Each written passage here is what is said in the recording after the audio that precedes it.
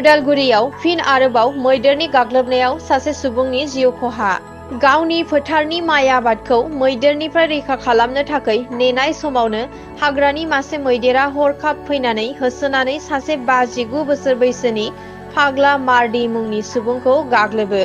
मैदेरनि गाग्लोबनायाव फाग्ला मार्डीआ जिउ गोमायो। बे जाथाया जादों उदालगुरि जिल्लानि सिङाव थानाय जाब्रेथला फुलबारि गामियाव।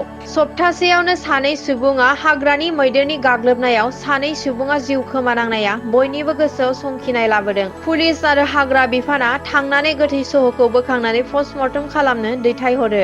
जाथाय जायगायाव बारग' मन्त्रि रिहन दैमारिया नुजाथिनानै दुखुआव बाहागो लायो।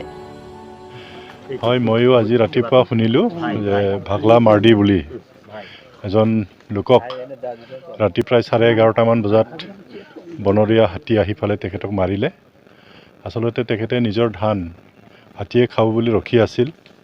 হাতী মনে মনে আহিল, সি টৰ্চ মাৰি দিছিলে। ৰাইজে কোৱা মতে টৰ্চ মাৰাৰ লগে লগে হাতীয়ে খেদি খেদি তেওঁক মাৰিলে। অতি দুৰ্ভাগ্যজনক ঘটনা আৰু এনেকুৱা ঘটনা আমাৰ এই অঞ্চলত প্ৰায় ঘটি থাকে। এতিয়া ধান যিহেতু ধান পকিছে, মানুহবিলাকে আৰু ভয়তে নিজৰ ধান কেনেকৈ ৰক্ষা কৰিব পাৰে তাৰ কাৰণে ৰাতি ৰখে আৰু এই সময়তে এই ঘটনাবিলাক হৈ আছে। সেইটোকে খবৰ ল'বৰ কাৰণে আজি মই আহিছোঁ।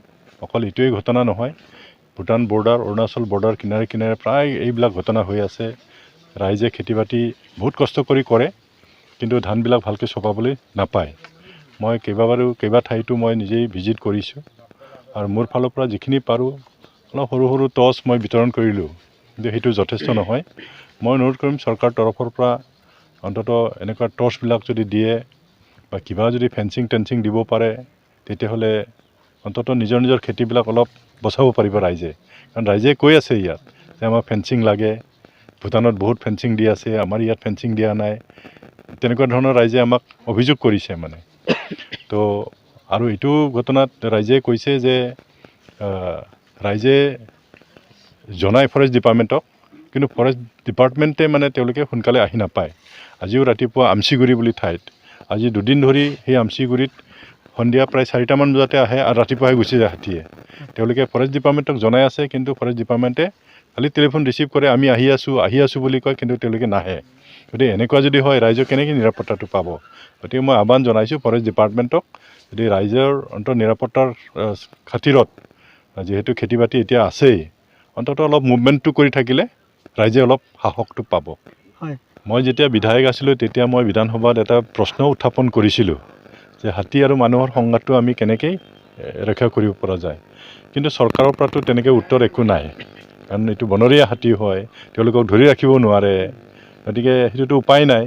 গতিকে বিভাগীয়ভাৱে আৰু ৰাইজৰ সহযোগত কেনেকুৱা ধৰণে হাতীটো খেদিব পৰা যায় তাৰ কাৰণে ব্যৱস্থা কৰিব লাগিব।